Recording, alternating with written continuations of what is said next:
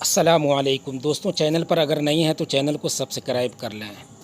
بسم اللہ الرحمن الرحیم۔ حضرت نظام الدین اولیاء رحمۃ اللہ علیہ فرماتے ہیں، اجودھن میں حضرت بابا فرید گنج شکر رحمۃ اللہ علیہ کی خدمت اقدس میں حاضر تھا کہ اس اثناء میں آپ کی داڑھی مبارک سے ایک بال گرا، جو میں نے فوراً اٹھا لیا اور آپ سے عرض کی کہ اگر اجازت مرحمت فرمائیں تو اسے تعویذ بنا لوں۔ حضرت بابا فرید گنج شکر رحمۃ اللہ علیہ نے اجازت دے دی۔ میں نے اس بال مبارک کو با اہتمام کپڑے میں باندھ کر محفوظ کر لیا اور دہلی میں جو کوئی بھی بیمار میرے پاس آتا اسے یہ تعویذ اس شرط پر دیتا کہ وہ درست ہونے کے بعد اسے واپس لوٹا دے گا۔ میں نے جسے بھی یہ تعویذ دیا وہ اللہ تعالیٰ کے فضل و کرم سے ہمیشہ صحت یاب ہوا۔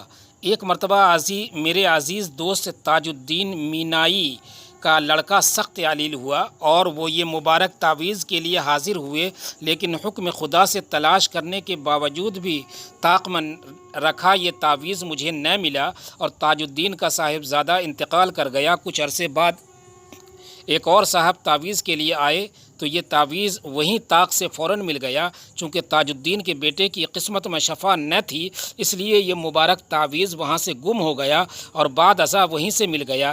ایک شخص نے حاکم شہر کے یہاں آپ کی اراضی پر ملکیت کا ناجائز دعویٰ دائر کر دیا۔ حاکم نے آپ کو ملکیتی ثبوت کرنے کا پیغام بھجوا دیا۔ آپ نے کہلایا کہ ان لوگوں سے پوچھ لو یہ زمین کس کی ہے۔ حاکم شہر جواب سے مطمئن نہ ہوا اور ثبوت پیش کرنے کا تقاضا کیا تو آپ نے فرمایا کہ اس گردن شکستہ کو کہہ دو کہ میرے پاس کوئی سند ملکیت نہیں اور نہ ہی کوئی گواہ پیش کروں گا۔ اگر ملکیت تحقیق ہی درکار ہے تو اس خطے زمین سے پوچھ لیا جائے کہ وہ کس کی ملکیت ہے۔ حاکم یہ جواب سن کر سخت حیران ہوا اور اس دعوے کی حقیقت جاننے کے لیے مذکورہ خطۂ اراضی پر پہنچ گیا۔ اسی اثناء میں لوگوں کا ضم غفیر بھی وہاں جمع ہو گیا۔ حاکم نے مذکورہ خطۂ اراضی سے دریافت کیا کہ ہاں تو بتا کہ تیرا مالک کون ہے۔ زمین نے بآواز بلند جواب دیا، حضرت گنج شکر کی ملکیت ہوں اور ایک عرصہ سے ان کے قبضے میں ہوں۔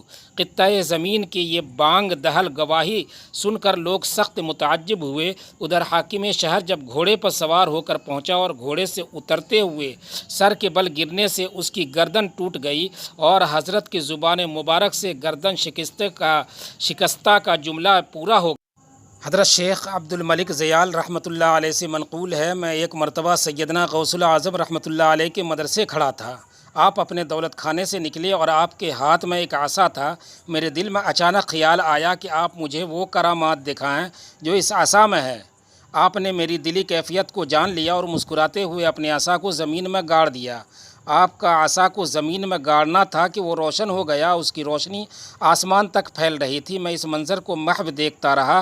کچھ دیر بعد آپ نے اس عصا کو زمین سے نکالا اور مجھے مخاطب کرتے ہوئے فرمایا، زیال تم یہی دیکھنا چاہتے تھے؟ ایک بار ایک عورت حضور غوث اعظم رحمۃ اللہ علیہ کی خدمت میں اپنے بیٹے کو لے کر حاضر ہوئی اور عرض کیا کہ میرے اس بیٹے کو آپ سے دلی لگاؤ ہے، آپ اسے اپنی غلامی میں قبول فرما لیں۔ میں اللہ عز و جل اور آپ کی خاطر اپنے بیٹے پر اپنے حق کو معاف کرتی ہوں۔ آپ نے اس لڑکے کو قبول فرما لیا۔ چند روز بعد وہ اپنے بیٹے کو ملنے آئی۔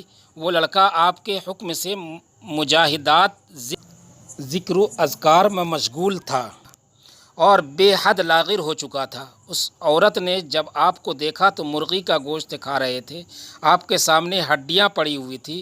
اس عورت نے آپ سے کہا کہ آپ خود تو مرغی کھاتے ہیں جبکہ میرا بیٹا سخت مجاہدات، ذکر و اذکار میں مشغول ہے۔ آپ نے اس عورت کی بات سننے کے بعد ہڈیوں کی جانب اشارہ کیا اور حکم دیا کہ اللہ کے حکم سے زندہ ہو جاؤ۔ آپ کا یہ فرمانا تھا کہ ان ہڈیوں سے سالم مرغی زندہ کھڑی ہو گئی۔ آپ نے فرمایا جب تیرا بیٹا اس منزل پر پہنچ جائے گا تو جو چاہے گا کھائے گا۔